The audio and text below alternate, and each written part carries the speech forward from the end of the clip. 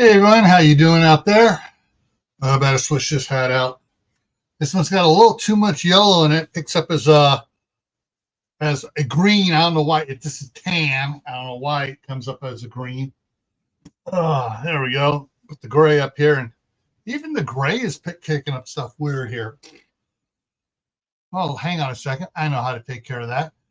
I'm going to move this up here out of the way. I'm going to go to the visual effects and see where I'm at. 42. 41. That's why it was at the wrong setting. There we go. All righty. Let's see who's all in here this morning. All right, Crew 1351 came in first, then Phelan Clan Wolf. Don't see any of the others.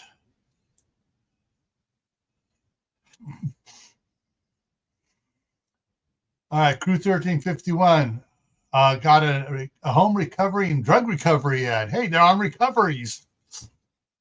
Oh, I'm not repeating this, but you can read it for yourself, folks. Yeah.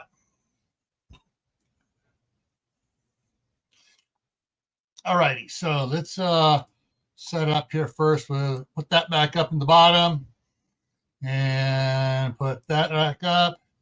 And then we're going to go and hang on. I need to bring it up here to the forefront.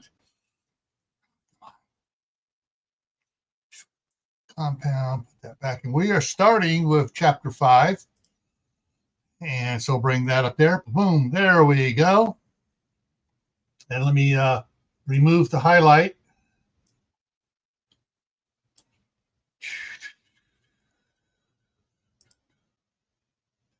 No color. There we go. All righty, folks.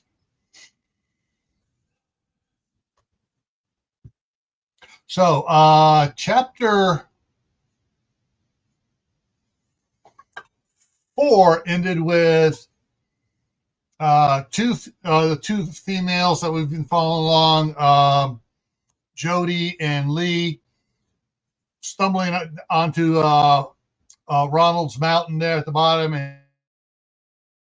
and questioned him, was trying to chase them off, and Jody got a burr under her saddle and started getting up in his face and, kind of put her in her place. And then something about her tone or talking, he made him reach out and pull her hoodie back and her boonie hat off, and he just about freaked out. And then he asked her, he wanted to verify something, and asked her to show her his let's see, right shoulder. And she started pulling her sweatshirt off and exposed her belly button, which was slightly offset to the right. No, to the left. And he goes, your belly button's offset an inch to the left, not the right. Yes, so your scar on your shoulder, it's on your right, on your left, not your right. What did you know about my scar? And the birthmark on your butt is on your left cheek. Now hold on, Jody's starting to get mad again. How do you know about my birthmark? Your mother died during your birth. You and your twin sister, you had a twin sister and you were separated when you were adopted, right? How do you know these things? Jody demanded. And she was now starting to get worried again. Ronald reached under his ghillie suit to his shirt pocket, pulled out his wallet, fingered through it, found a picture, pulled out, handed it to her. What the hell? She demanded. How'd you get a picture of me and you together? That's not you. That's Kim, your twin sister, my girlfriend. You want to talk to her? And that's how chapter 4 ended. Oh, excuse me. Now you see things are starting to coalesce in all these different levels around in the story are starting to come together. All right, so, oh, dang. I don't know what I did with the grandsons, but I got to, if I reach up, they're not, no, it's not working. They're a little bit better. I got like a muscle spasm in there on the, I can't, so, I can pick it up, but I and I can hold it up, but I can't move it up. Ah.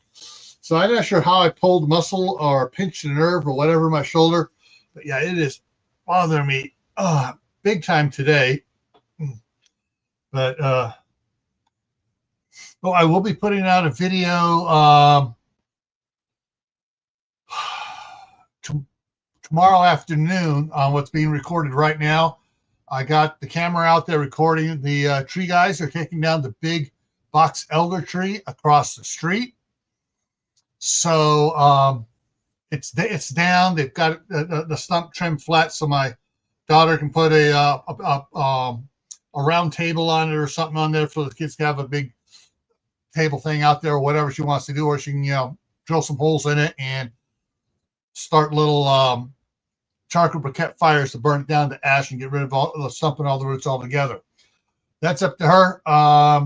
But the camera's out there recording it, and hopefully they turned off the chipper, so I don't hear the chipper anymore.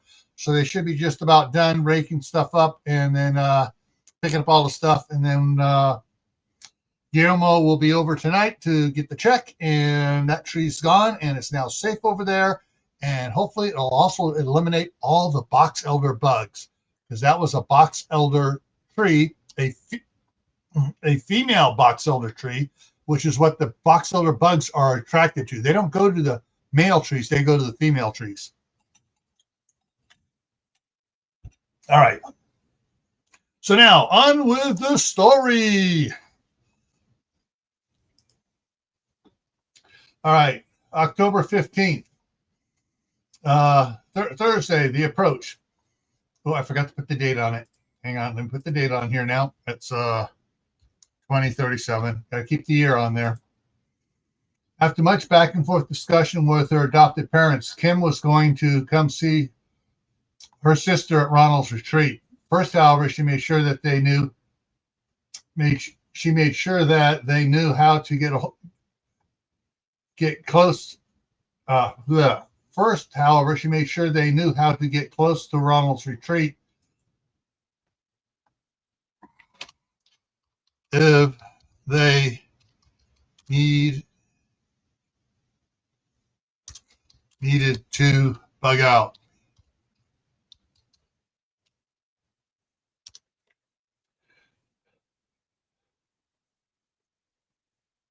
Not would leave. She left. Left her ham radio with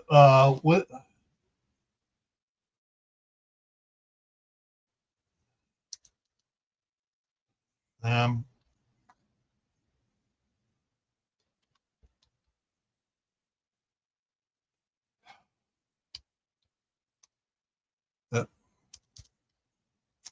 And showed them how to use it and what frequencies she and Ronald had set up aside for their backups in case they needed to change frequencies because someone else was using it. Was using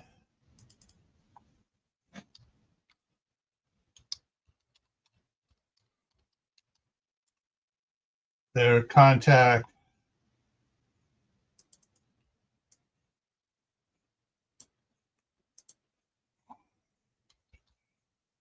frequency. All right. That makes a little better sense there for you guys.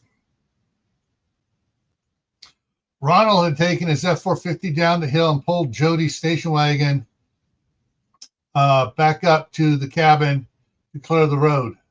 Jody and Lee went along with him to retrieve their supplies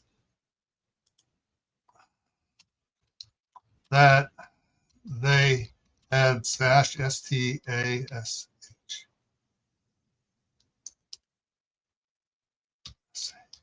That they had stashed.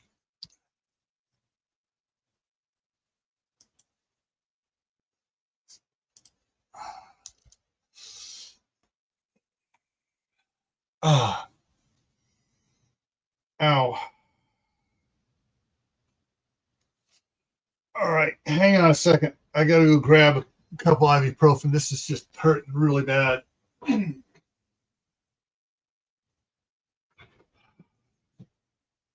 Fortunately, I don't have to go far.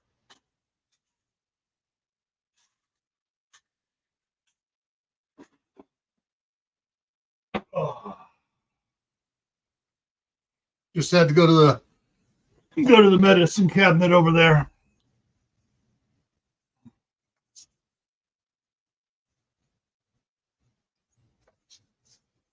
All right.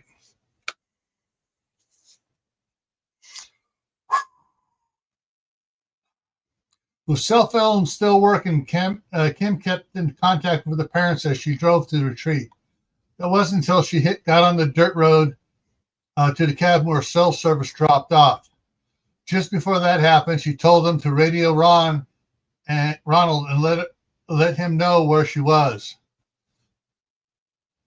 Oh, okay, that was Thursday, so now it's Sunday. So Thursday, so Friday, Saturday, so 3 days later. Ronald sat up quickly when the cabin began to shake. Kim was still asleep on the other side of him and didn't do too much more than roll over.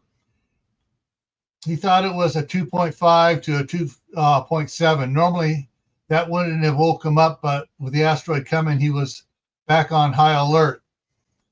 He decided to lay back down to wait it out when it increased significantly and woke everyone in the cabin up. "What's going on?" Kim asked groggily.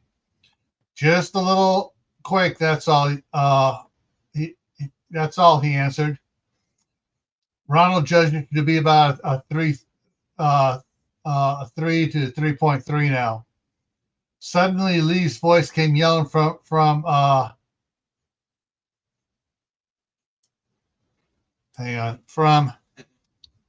the other room.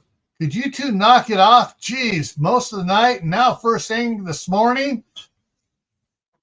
"It's an earthquake, Lee," Kim responded to her sister's best friend. "I know," came her report, "but it sounds and feels like last night with the bed banging in the wall and shaking the whole cabin." Kim looked horrified at Ronald, and Ronald just smiled and shook his head. "Do you still want to be molested by the swamp monster?" "You bet your sweet body I do," she yelled. "How do you know it's sweet?" Kim hollered back. "Because you won't leave it alone." "She's got a point," Ronald said with a chuckle.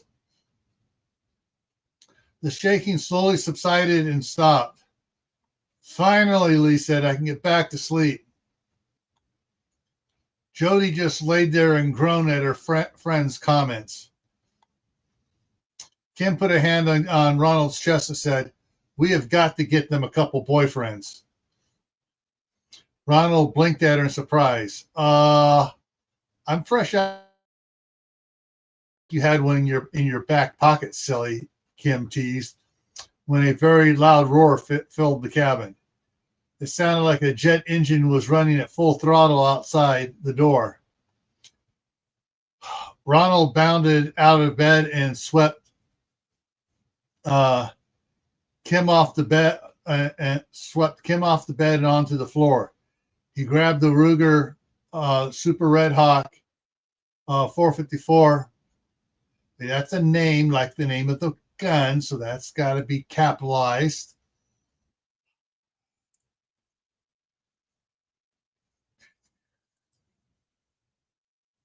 There we go. 454 Cassell hanging on its holster on the wall pegs next to the dresser.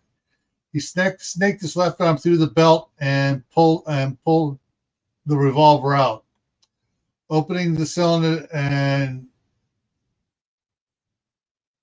opened the cylinder and checked to make sure it was loaded. Then he reached over and picked up the Maglite flashlight he kept in the nightstand in its charger. Then, making his way to the door and opening it, he shined the magnite around the cabin's main room, then turned it back off. Slowly, he made his way to the front window. Lee and Jody opened their bedroom door and peered out into the main room. Ronald sighed and waved him towards his bedroom. Peeking around the curtains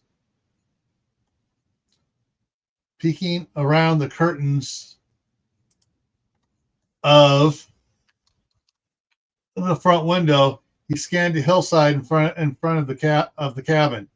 Seeing nothing out of the ordinary, he moved to the kitchen window and then to the last window in the cabin. Seeing nothing making any noise outside, he went to the front door and opened it slowly, a couple inches, and peered out. He closed the door and turned back to his bedroom to get his infrared monocular and SLAS goggles.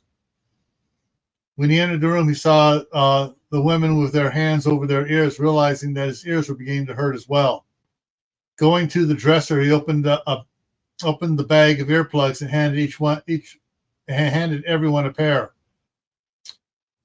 Once he put his earplugs in, he felt much better. And the women looked much happier when they got theirs in. He got the infrared binocular and SAS goggles out and started to go back to the bedroom door when a pair of Levi's hit him in the back. He glared back over his shoulder at the girls, only to see Kim glaring back at him with Jody and Lee staring at him below the waist with big, lustful grins on their faces. Picking the pants up off the floor, he mouthed, "Sorry." He slipped them on, then proceeded out of the room. Going over to the front door, Ronald opened the door a crack and briefly brought the IR monocular to his eye and spied through the crack. Still not seeing anything, he opened the door the rest of the way and slipped outside to the side of the doorway. Hang on. I cut something short. Anything. Still not seeing anything, comma. He opened the door the rest of the way. Hang on. Slipped out.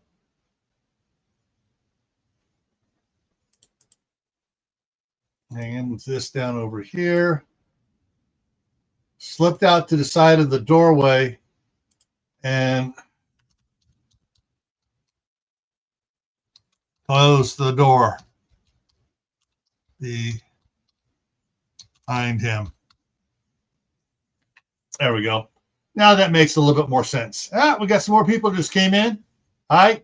Don't forget to hit the thumbs up, make a comment, say hi to somebody.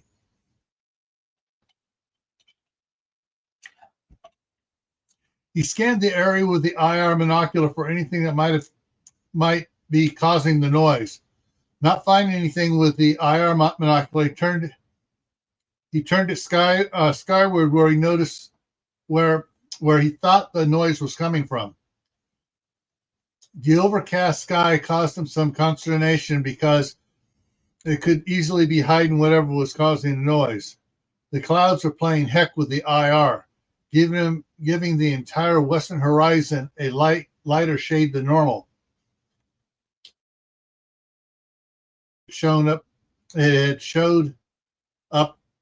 Sorry.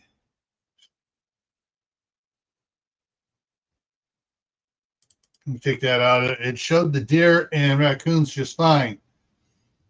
He turned it off and brought up the SLAS goggles and scanned the area with those.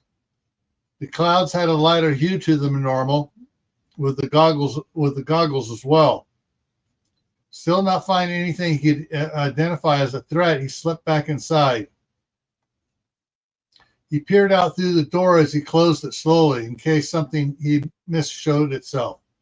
Once the door was closed, he locked it and turned to go back to the bedroom.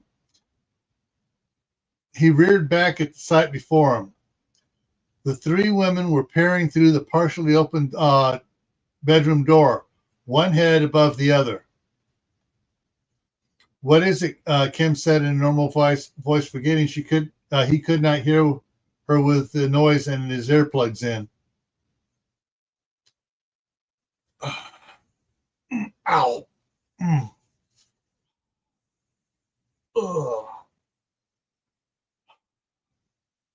Sorry, my shoulder's really killing me.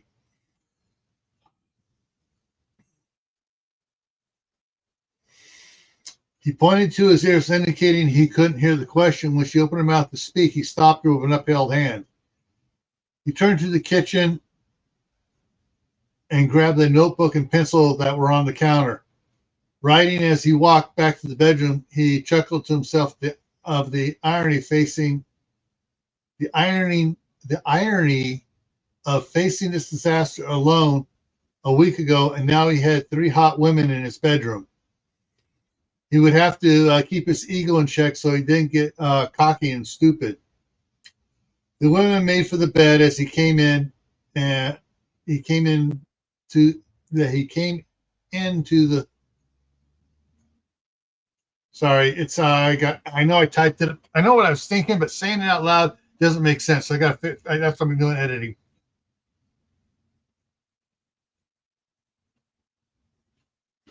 Hang on a second. I gotta go check something over here real quick. I hear a noise outside.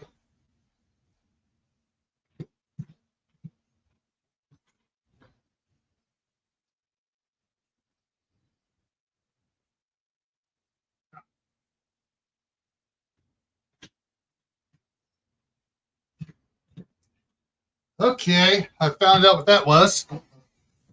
They weren't done with the taking down the tree across the street at my daughter's place. They fired up the wood chipper and were tossing they gathered all the last of the limbs and stuff, and they're tossing them through right now. All right.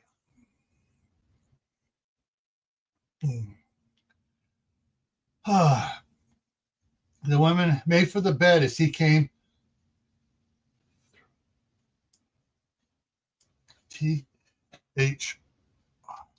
As he came through the bedroom door.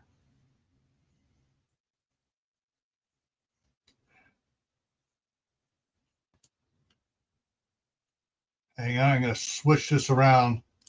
There we go.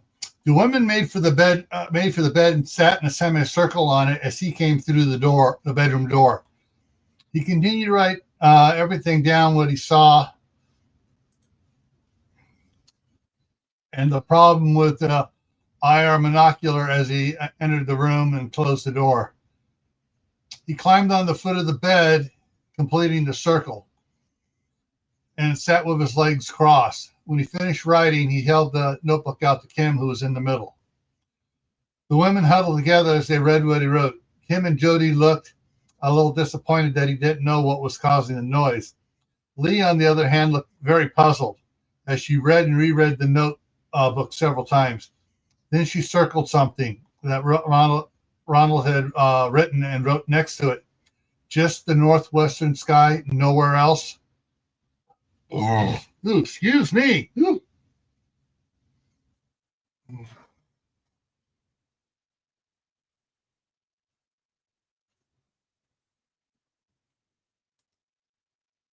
Hang on here. There we go.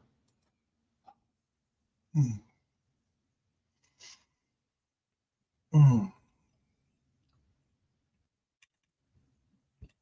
right. Ronald thought for a second as he reviewed his observations, then he nodded and gave it a thumbs up. Lee then scribbled on the notebook and showed it to Ronald. He read it and lost his balance.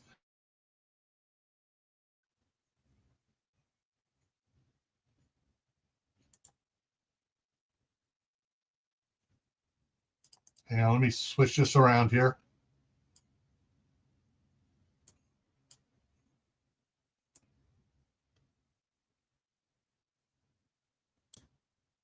He read it, lost his balance, and just about fell off the bed as he uncrossed his legs quickly. Regaining his balance, he grabbed the IR monocular and compass and ran for the door.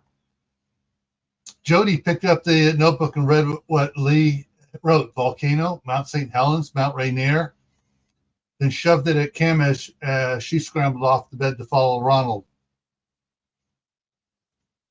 When everyone caught Ronald, he was on the front porch of the cabin, standing had a folding card table with a map of California and a compass on it.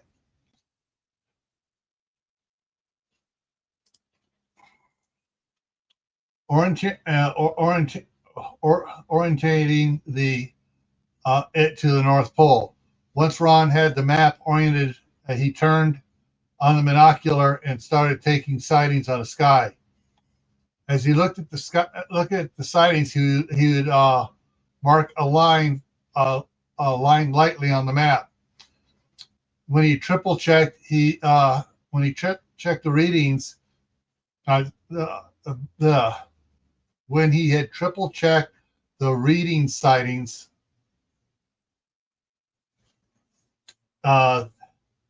he marked readings a comma. That's it, comma. That's what I was okay. He marked them darker on the map. When he was done, he gathered everything and went. He gathered everything up and went back in the cabin.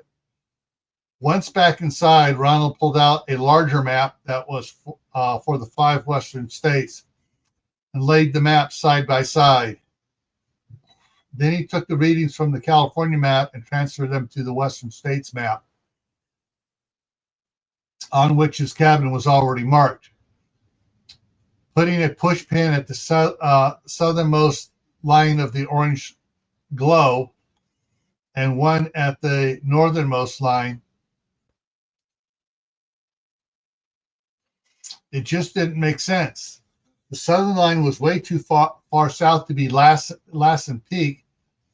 Besides, if it was, he would see the eruption. He had a line of sight to it. He was about to pull his hair out trying to figure out when suddenly Lee picked up the pencil and drew a circle around Crescent City, and a line well up into Canada. She picked up the notebook and wrote 3 words and handed it back to him. He looked at the notebook and read what she wrote. He dropped the notebook and turned away, hands glass covering his nose, mouth, and cheeks. Okay, still says 3 people here.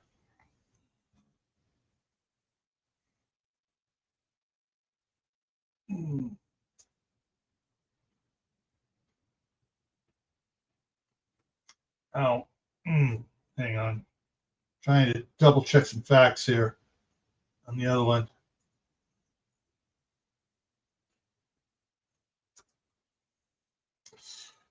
Oh man, feels like I got just below here, above where the bicep would and the can't remember the other muscle would connect near the top of the shoulder here, the joint of the arm part of it.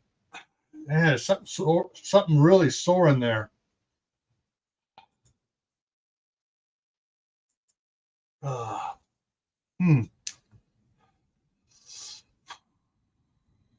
Okay.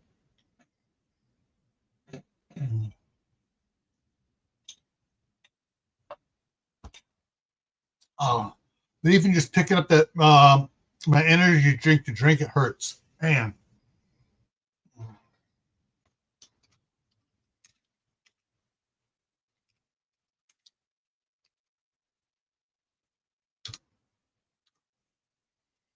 Let's see if that changes anything up. Okay.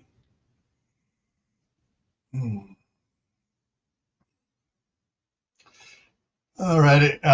Covering his nose, mouth, and cheeks. Jody and Kim read what Lee wrote, and then Kim wrote, "What is that?" Lee started writing, and the other women read over her shoulder as she wrote. The Cascadia subduction zone runs from Crescent City up California, several hundred miles into Canada. The noise, as Joey pointed out, could be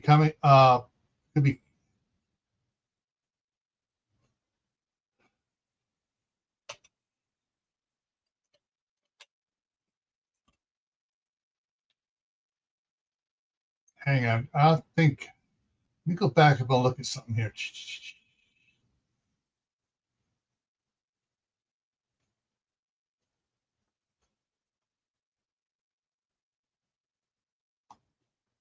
Yeah, I got to fix something here.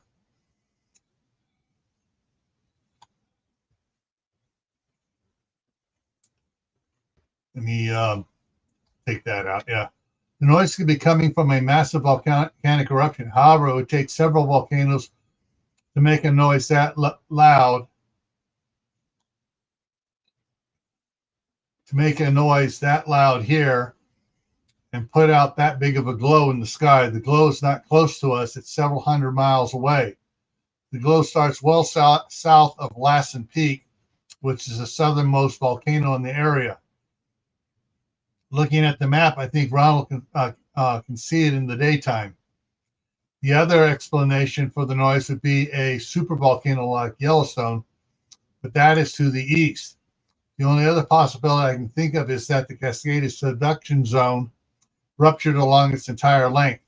That matches the glow, and it would be able to make this loud noise. Lee leaned back in the chair and tossed the pencil down on the notebook. Ronald walked over and read what Lee had written. Then he picked up the pencil and wrote, "I agree totally. We're screwed."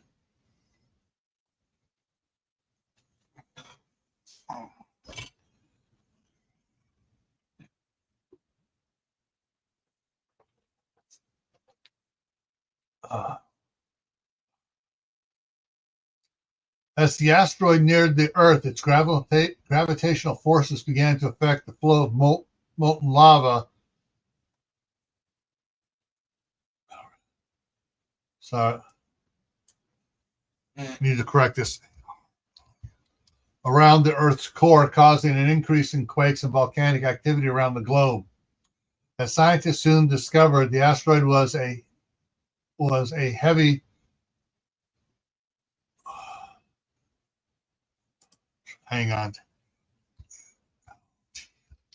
ultra heavy metal core type with a significant gravitational field that causes it to change course more than anticipated as it passed.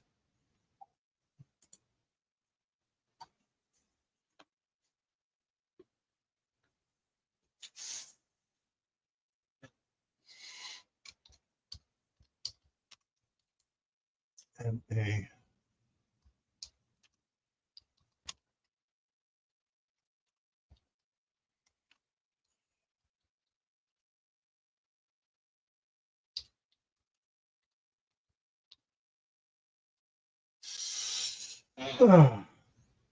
all right. Of a significant gravitational field that caused it to change course more than anticipated as it passed. Hang on. I fix this right. Ooh.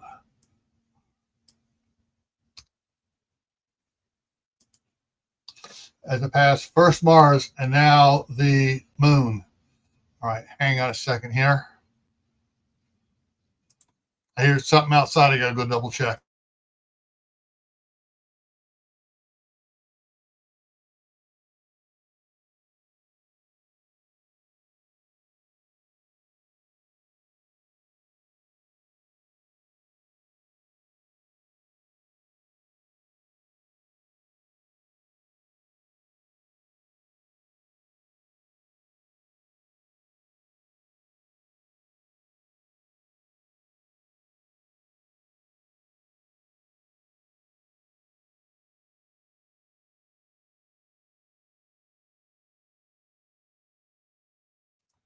Okay, update what's going on out there. Diverting from the story, then from the story over here. Okay, so they came with 3 trucks. One was the big white boom truck. Well, if you watched the videos a year and a half ago of, well, it's almost 2 years now, of taking down the 12 trees out here on the east side of my property. That was over on, mostly on Camp Family Compound. I did post a couple shorts over here. but they had the big white boom truck, and then two red trucks that had the open back end boxes that the chipper would throw the chips into. Well, the one they just loaded all the pieces of wood they cut up into it, and the chipper is still behind the other truck, and there's finished getting a few more pieces in there. The other truck left, so now you just got the boom truck and the truck, the dump truck with the dump bed truck with a chipper behind it right now, finishing up. So that's what I'm hearing now. I thought they were pulling out, but that just started it back up again.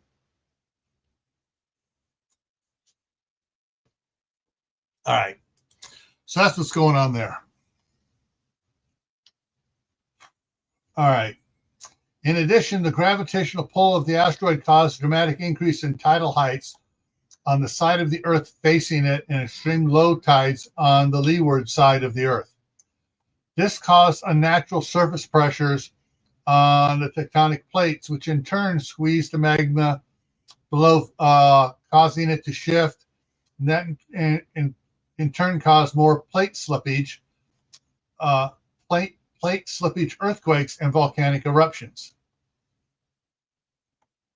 This information was slowly being leaked from various news sources and spread on the internet and ham radio waves.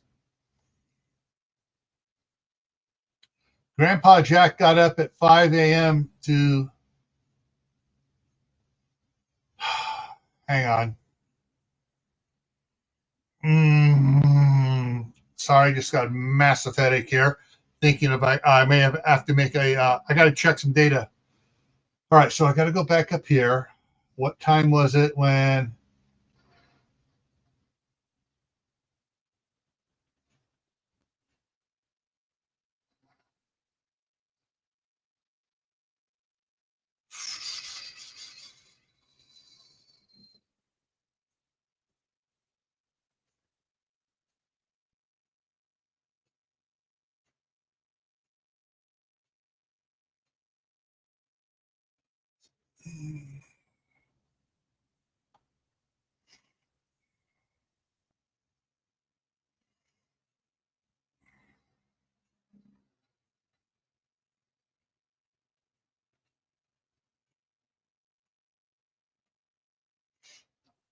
Okay, didn't mention what time this was going on, so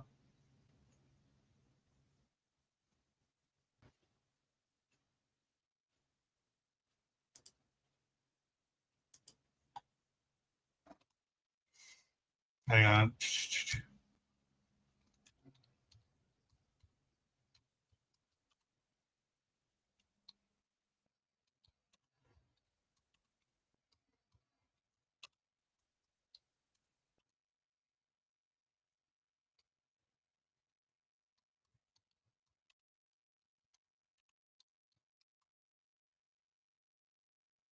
There we go. Adding it, he noticed that when the noise happened, he's noticing it was a little after 5.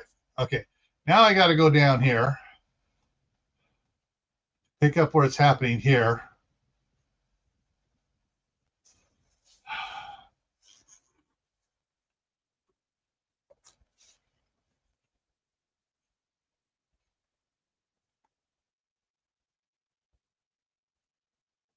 Okay.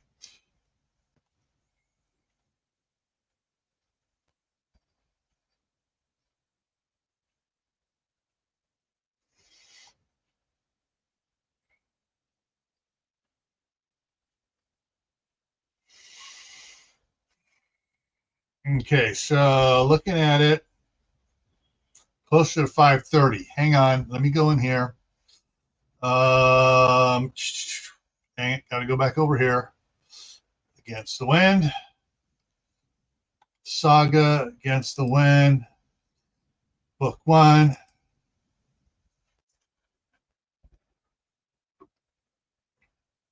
Let's see where it opens it up. There it opens it up there.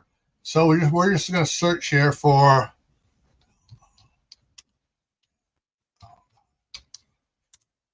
so,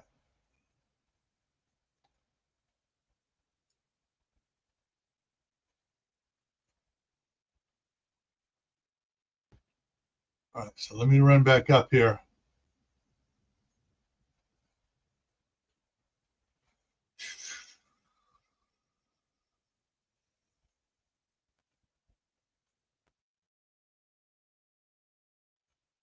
October 18th.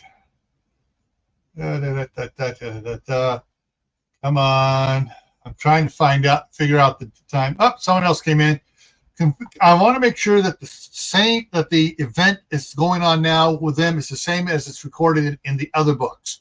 So I want to make sure everything is on the same time for the same event going on. Just double checking the times here.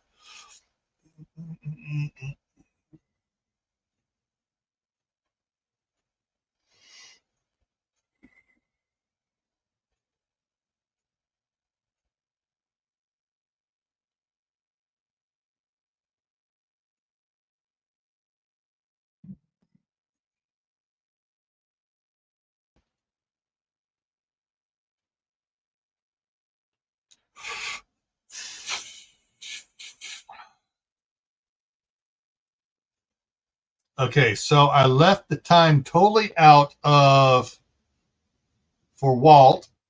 Go ahead and close that. Now I need to bring up, let's see what else I got here. Do I got, I don't, so I got to pull up the other one here. Hang on here. Against the Wind Saga, Scout and the Ninja. Scout is trustworthy. Get that one opened up and double check the time with that one. So everything is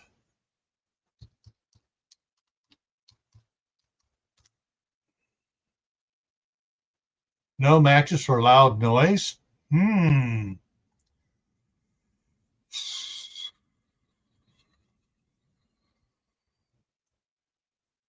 Noise. 6 matches. Hang on a second. I need to double check something here. What date was this? This is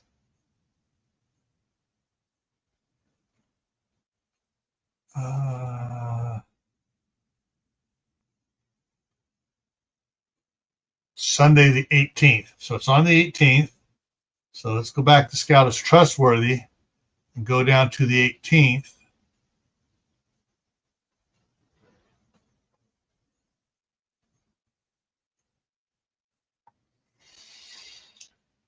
'24th, 22nd, 21st. At September. I want October. I get my date. Sorry, September, October 2nd.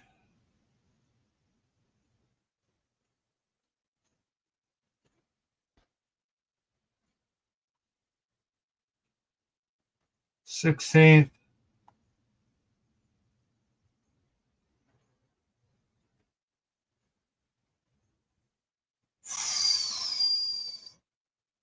'18th.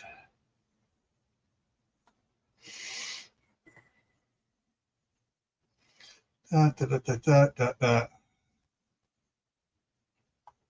they say what time it was here?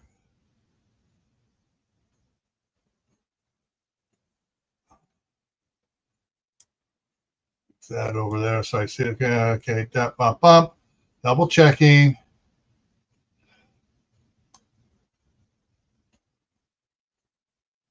Okay. So even though there's a lot of stuff here,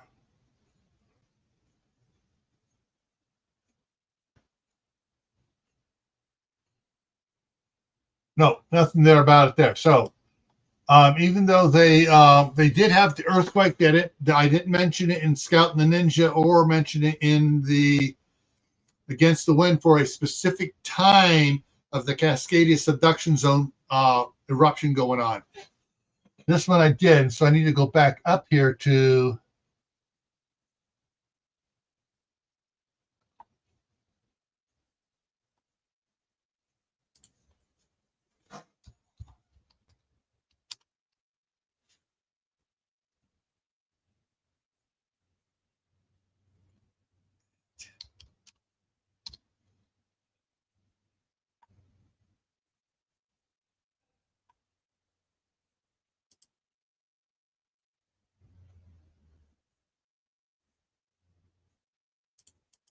Okay, I need to change this up to a different time because a little after about QUAR, about 5:15. Yeah, there we go. Because that then now matches.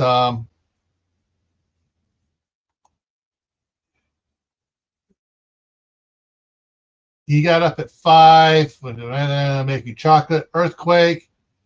He was going outside at 5:30. Earthquake. Blah blah blah blah. Everyone shows up.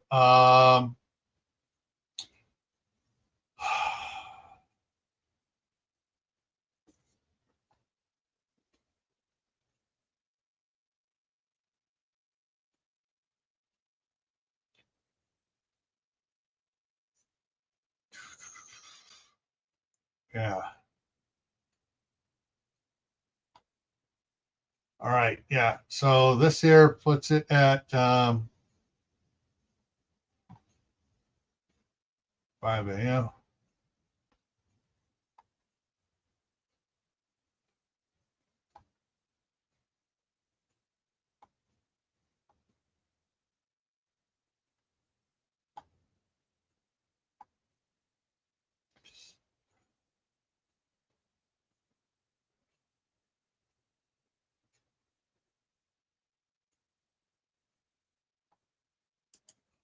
Let me do it here. It was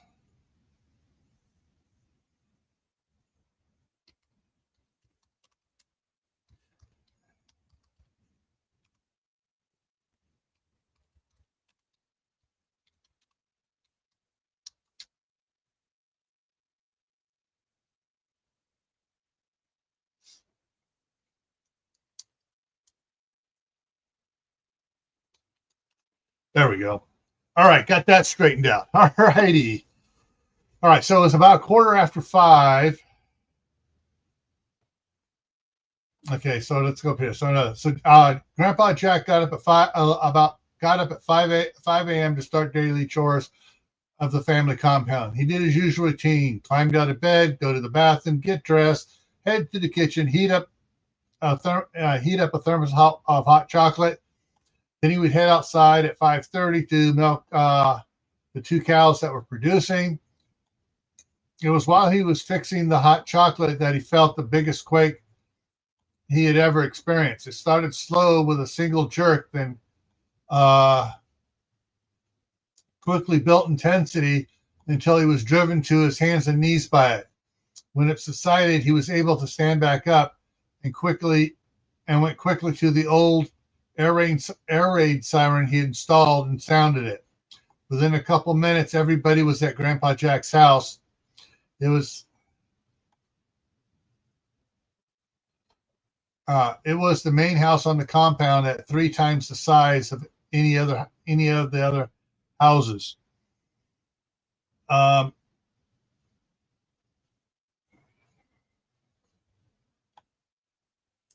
I want to change this here to cabins because the others are smaller. They're more like cabins.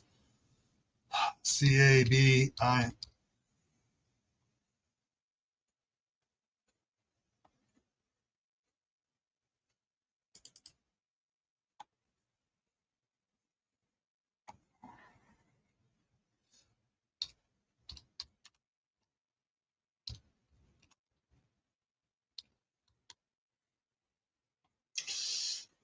All right, there we go. Okay, it was about 5:15. Grandpa Jack knew they had to do a quick assessment of the compound's infrastructure and started telling everyone what they needed to do when the noise hit them. Everyone was driven down with their hands over their ears. Grandpa Jack staggered to his den to get earplugs. He found the box of shooting muffs he had from when he used to teach the grandkids to shoot shotguns. He grabbed a pair and put it on, but it didn't help much. So he grabbed a pair of foam earplugs, put them in, and the muffs over them. That helped, but the noise was still loud. Grandpa Jack grabbed the box and hurried back to the others. He passed out foam earplugs to everybody, then dumped out the box of shooting muffs. Those that were still able to function after the pain Those that were able to function enough through the pain and get their earplugs and muffs on, in turn, helped others to get theirs in. Then Grandpa Jack ushered them all down into the basement, into the bomb shelter that he built years ago. Once they were inside, he sealed the door, and the sound all but ceased as long as they wore the hearing protection. They tended to each other's needs and waited for the noise to stop so that they could leave and assess the damage. They all came to the conclusion that they needed to keep notepads in the shelter. If they yelled loud enough, they could hear. They could get their messages across, but that was taking a toll on their voices. They decided just to sit and wait it out. Oh, okay.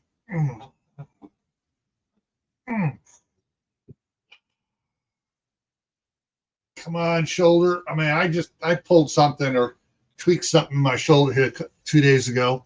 Today it's a lot worse than it was yesterday. Of course, moving the cow panels yesterday, take the fence and rolling the stock fence up this morning didn't help out over there across the street.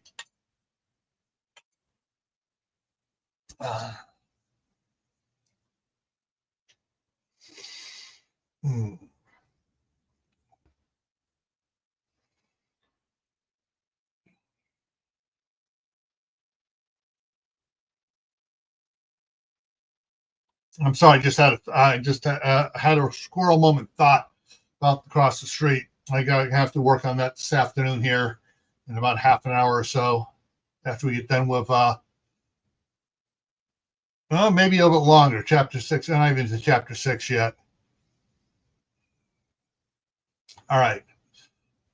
Once the sun was up, Ron went outside to check on everything, make sure his cargo containers were still intact and everything inside was likewise.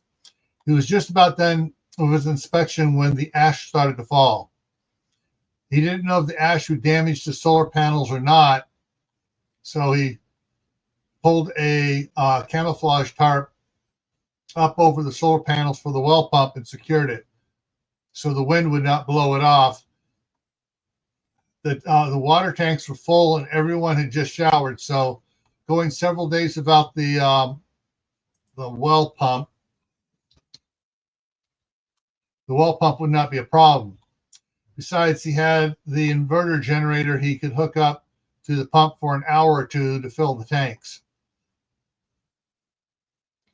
Jody, Kim, and Lee, let me switch that around because Kim should be first.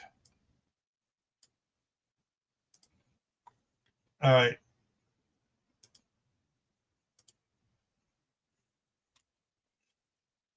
Kim, Jody, and Lee were putting tarps on the solar panels for the cabin's electrical power. The battery bank had enough power to supply the lights, bathroom and kitchen fans, the ham radio gear for several days if they managed their usage wisely. Hang on, I need to put some more stuff in there.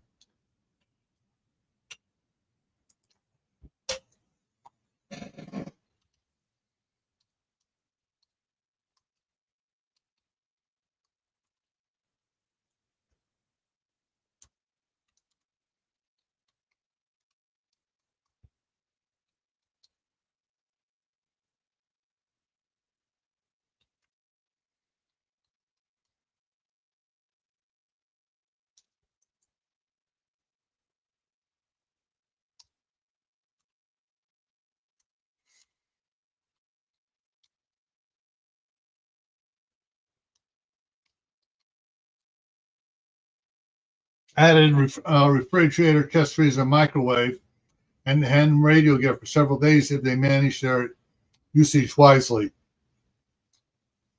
After the tarps had been placed over the solar panels and the well covering secured so ash could not blow around or through the gaps in its cover, they looked around for anything else that needed to be protected from the ash. Satisfied that they had everything protected, they went inside. Kim tried to get on the internet, but was getting the message that there was no signal. Ronald looked outside and saw the Starlink internet dish was covered with ash.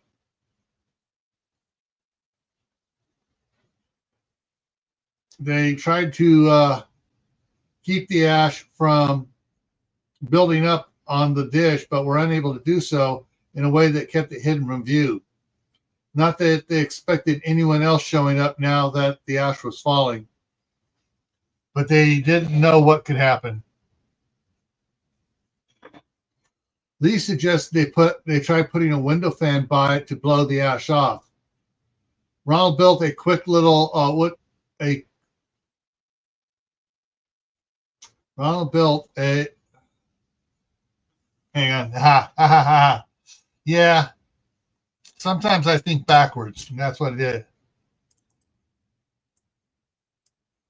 Okay. Ronald quickly built a little wooden frame and covered it with a small tarp to keep the ash off the fan and shorting out. They figured that this would work until it started to rain. Then they would have to cover the dish until it stopped and go without the internet. They were able to tune into a news radio station that was still operating in preparation for when the internet was no longer available. Kim brought up the USGS earthquake site and NOAA's weather page and was horrified at what was being reported. Guys, she hollered, come look at this. What is it? We're kind of busy, Jody yelled back from the basement cargo containers. We may be screwed, Jude, and tattooed, she screamed, starting to panic from what she saw. Hang on, we're coming, Ronald shouted as he started climbing the ladder. The last one to come up from the basement was Lee, and as she herded over to where the others were, now gathered around Kim, and the computer, she asked, what's the big deal? Then she gasped, oh, my stars and garters. Ronald's computer was set up with three 32-inch monitors in a crescent moon arrangement. On the left monitor, Kim had up the USGS sites for earthquakes in the last 24 hours. On the right monitor, she had NOAA weather. She had NOAA weather currently showing the weather radar map for Northern California. On the middle monitor, she was a live Fox news feed showing footage of the tidal flooding in Europe. The earthquakes around the world and many of the volcanoes that showing footage of the tidal flooding in Europe, the earthquakes around the world, and the many volcanoes that are erupting everywhere. Is this for real? Jody asked, with her voice so shaking badly that she barely got the question out. Yeah, it's for real, Kim said softly. Damn, Ronald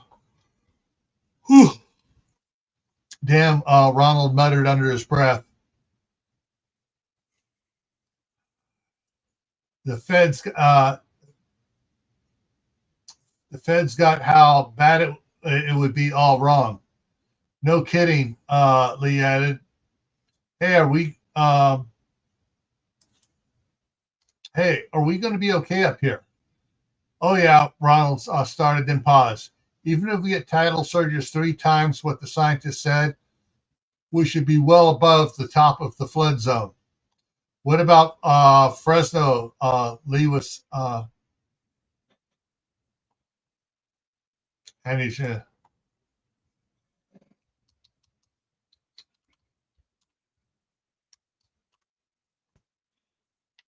Lee was starting to get panicky. They need to get out of there. The water might not crest the northern and southern coastal ranges, but it'll definitely flood through the San Francisco Bay into the Central Valley, Jody answered in a choked voice. We need to get a message to our families, Lee whispered in shock. We can't go down there, Ronald said despairingly. We would never get back here in time to save ourselves. We have to do something, Jody interjected pleadingly. Ronald closed his eyes to think. After a few moments, said, "We could try to raise some of the ham radio operators in Fresno and see if they can get a message to your families. Once they get the word to go to the lake, then we give them a half hour to get ahead of the rush, and then we tell everyone." Ronald took a deep, slow breath and sighed. "That's the best that we can do under these circumstances." Kim asked, "Is there a code or phrase you set up beforehand to let them know to leave quickly?" Hang on here.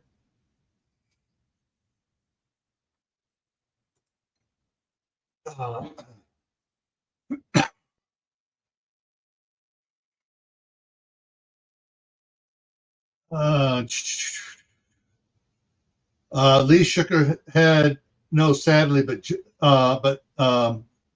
Jody blushed a bright red. "What's your phrase?" Kim demanded of her sister. Jody faltered for a second. "I'm pregnant." Ronald spoke quickly. "I hope you're saying that's your code phrase." "Yeah, that's the code phrase," she replied sheepishly.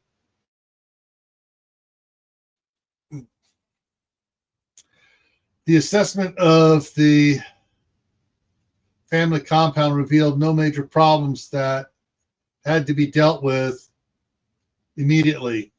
One of the generators had shifted when the screws holding it in place pulled loose. They were number 10 screws meant to keep it from shifting around from vibrations of running, not hold it down during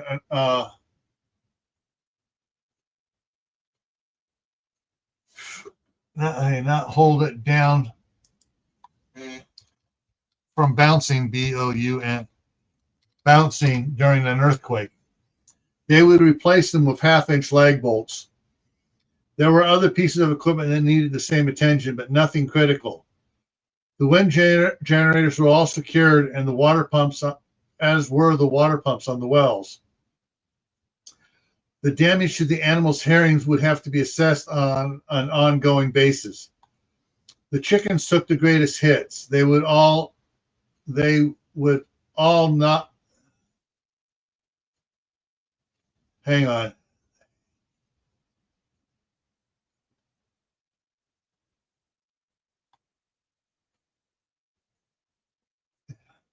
The chickens took the greatest hit. They all would not be laying for months. 10 of them died from fright. The milk cows also dried up, as did the nursing sow and ewes. Those babies would need to be hand nursed until they could be weaned. That would make a huge dent in their powdered milk supply.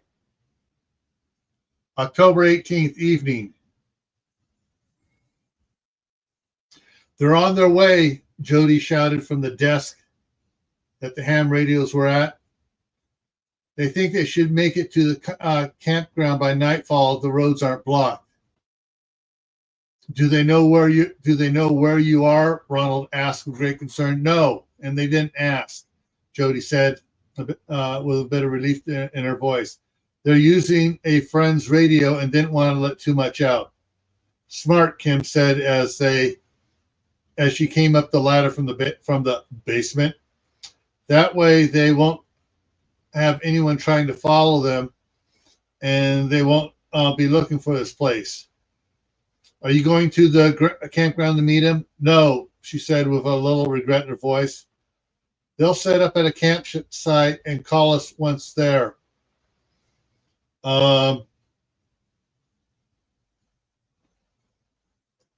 I got to fix something here.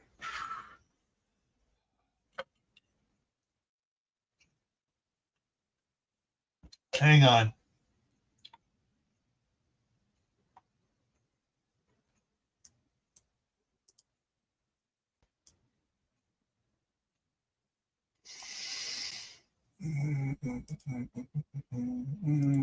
Okay, I need to fix that because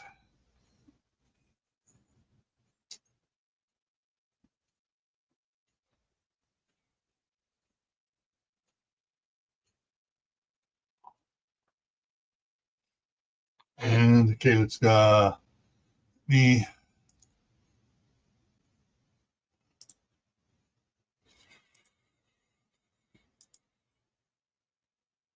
Okay, hang on. We do. And use a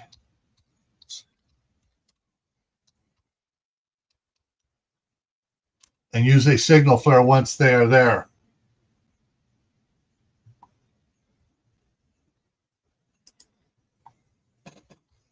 I think it's 9:30 I set up. Let me check something here.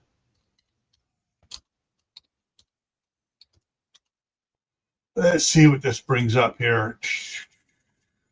Control F. The results.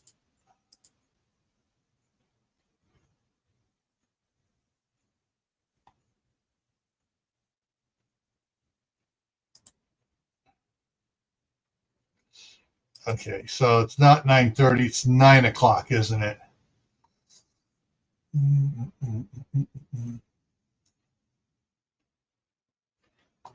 Yeah, it's okay. So let me go back up here at 9 o'clock.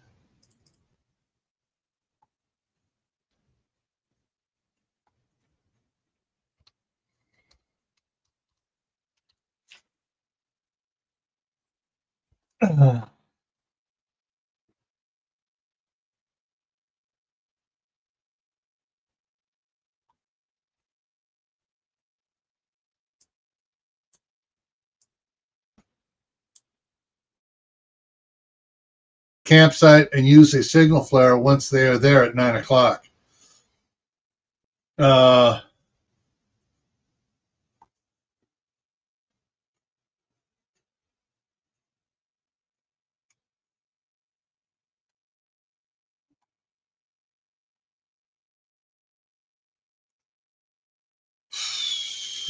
Okay, they did not, because later on they did not have the ham radio, so I'm going to fix this here.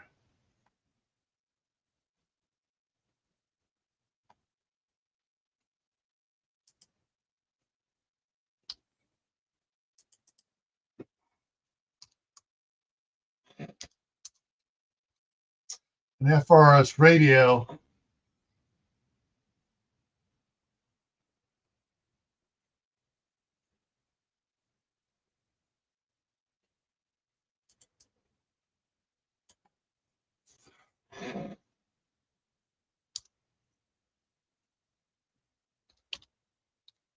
But that won't reach up here.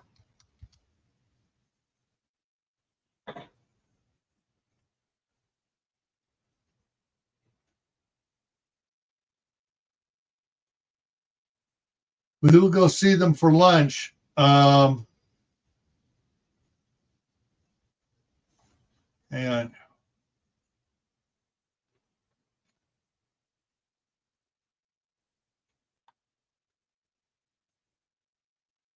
By nightfall.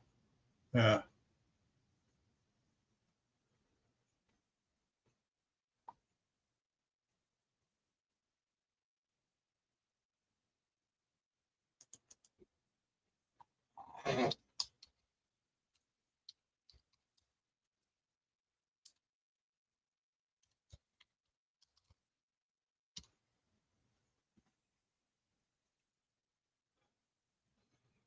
There we go. Okay. Straightening stuff out so there's continuity here. They went to the store and got some FRS radios, comma. Oh, damn it. Come on. Space. Delete. Small button.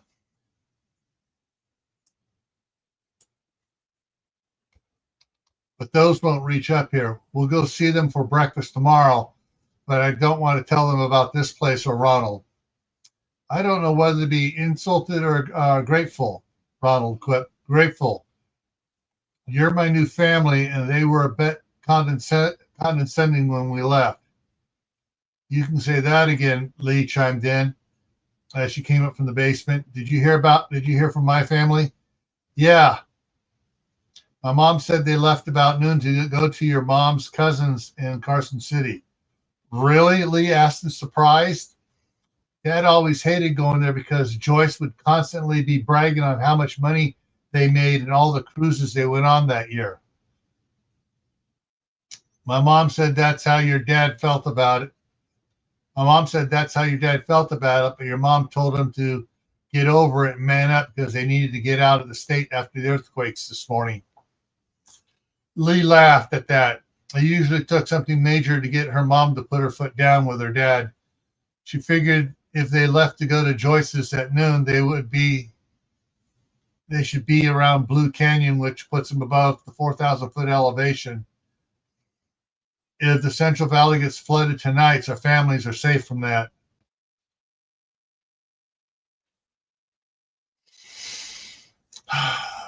Becky Stanton grumbled under her breath as the internet signal dropped off again. They'd been doing it for most of the day since the ash started falling. At first, she thought it was snow until she went outside into it.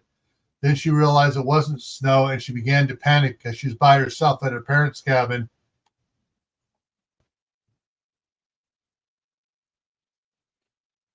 Hang on a minute. Let me go ahead and I don't need to put that in there because everybody knows there, and it's central Idaho more than that. But yeah, at her parents' cabin. Her parents were over at her grandparents' cabin, the largest of the 5 cabins on the property. Her little brother and little sister were going through the inventory list of what everyone was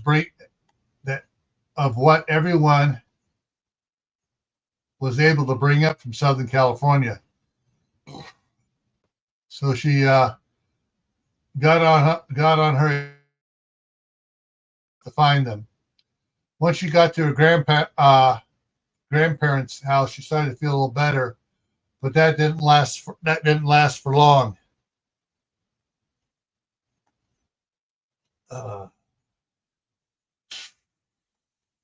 Okay.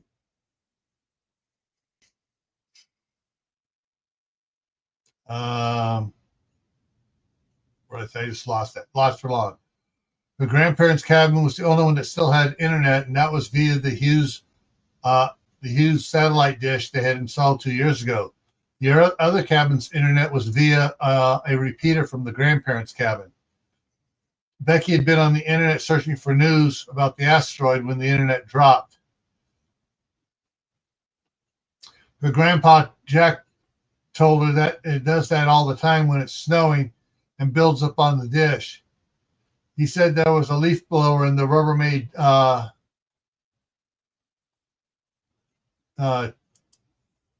hang on here, deck chest next to it to blow next to the dish to blow it clean. She trudged out and blew the ash off the satellite dish. At first, she had to do it about once an hour. Now it was every 10 to 15 minutes because the ash was coming down harder. So once again, she was putting on the full face respirator and mask and parka to go trudging through the ash to clean off the dish. She stopped about 5 feet out of the mudroom door, and the ash was coming down really hard. She figured she'd only get about 5 minutes of internet time before it dropped off again. No, it's not worth it, she said to herself as she turned around and went back inside. When she got back into the living room, she made the announcement, the ash is coming down too hard to keep the internet up, unless someone wants to stand out there of a blower all the time. I'm surprised you kept it going this long, Jack laughed. Now you see why we have so many videos in the cabinets. Yeah, hang on here.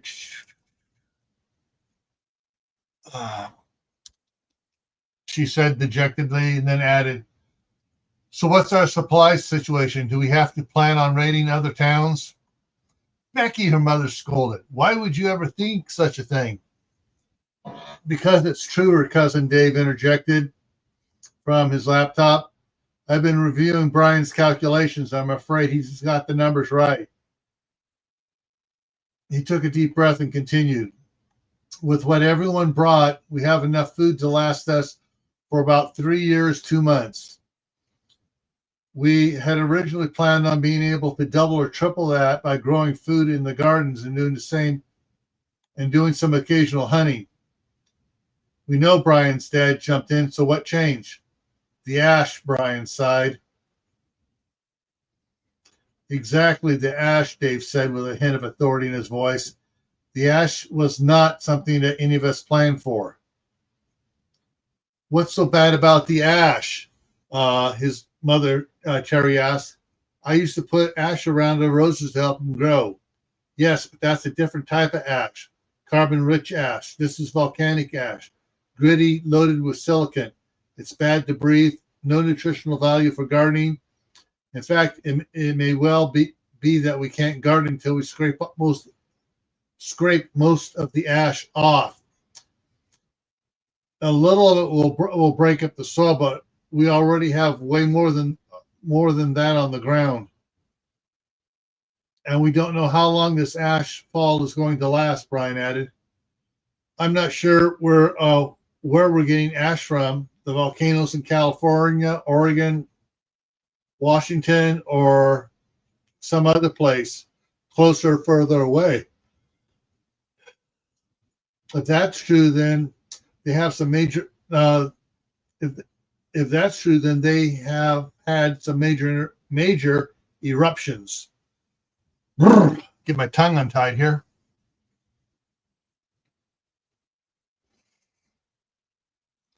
What did you find out from the web, Becky?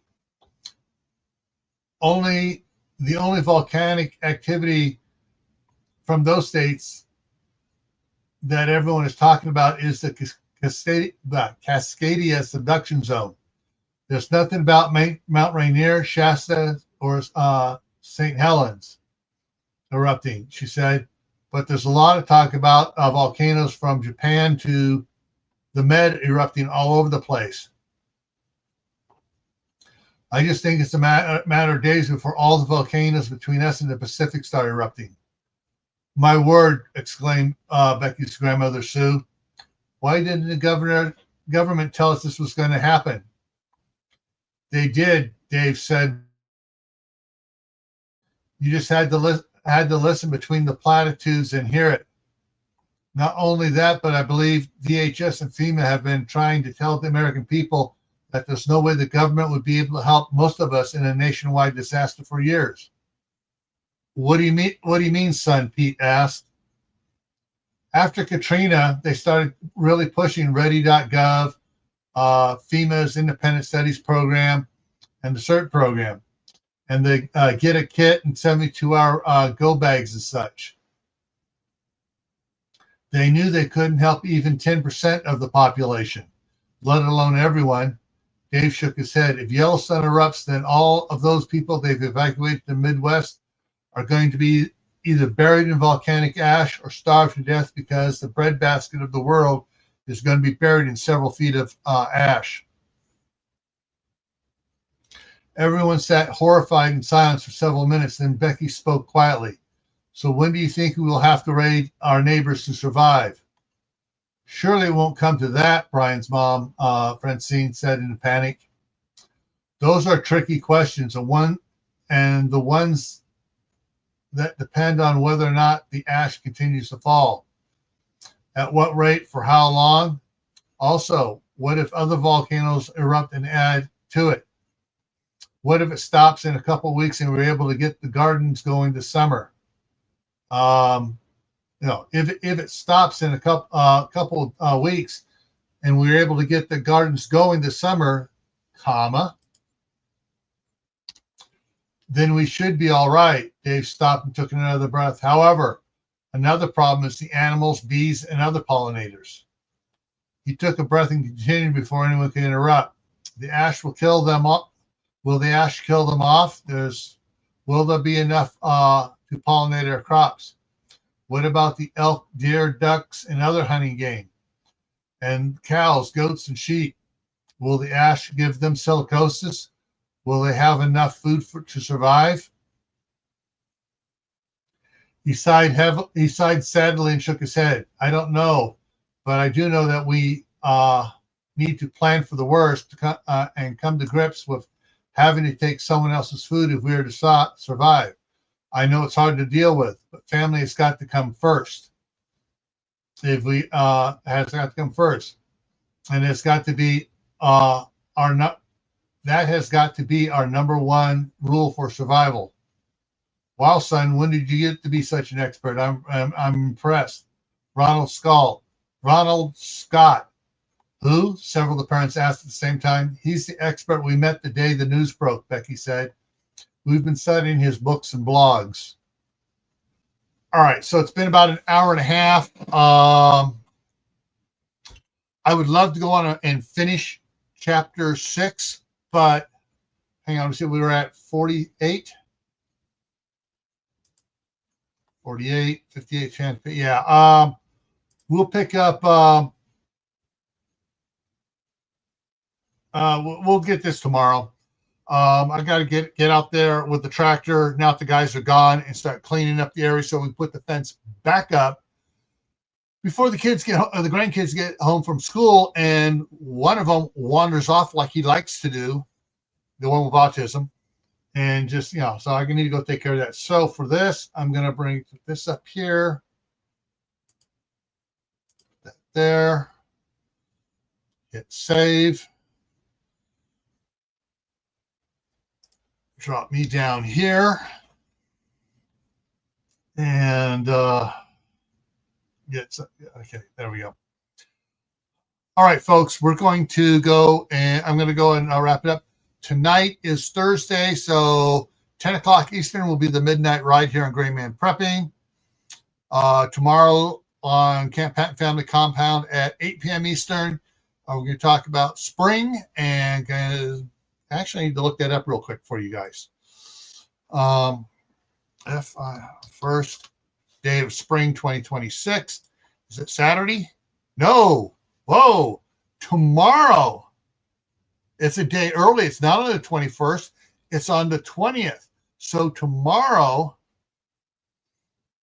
at 8:46 a.m. Mountain Time, which means 10:46 Eastern, is the spring equinox. So tomorrow is the first day of spring, which is why tomorrow's topic is spring. Okay, so that's what we have coming up there for tomorrow. And shoot, did I put that up there? Hang on, I made it real quick. Did I screw up and forgot to put it in there for? I did. Let